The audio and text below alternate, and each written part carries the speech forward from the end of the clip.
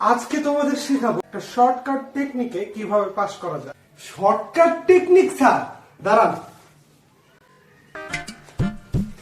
Shortcut technique, ছোট কাগজের টুকরা বানাইতে হবে। ছোট ছোট কাগজের টুকরা।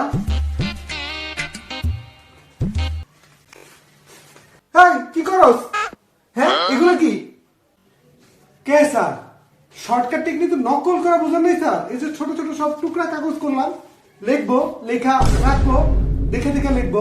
শর্টকাট টেকনিক বলতে আমি কি তোরে নকল করা বুঝাইতেছি? হ্যাঁ, নকল করা বুঝাইতেছি? শর্টকাট টেকনিকের অনেকই আছে। নকল নকল নকল করা বুঝাইছি, নকল করা বুঝাই। নকল করা পাস করলে হইব নাকি? হ্যাঁ, আমি কি নকল করতে বলছি? আর আমার ভিতরে নীতি নৈতিকতা আছে না? সেটাই তো, সেটাই স্যার। আপনার একটা নীতি নৈতিকতা আছে না স্যার? আমি তোকে অন্যভাবে পাস করানোর চিন্তা ভাবনা করছি। তাইলে স্যার নকল, ঠিক আছে। এই যে দুটো ডিভাইস, এটাতে কথা বলা যায়, ঠিক আছে। এক প্রান্তে তুই কথা বলবি, আর এক প্রান্তে আমি কথা বলবো। নে ধর, রাখ। এটাতে কি করবো স্যার?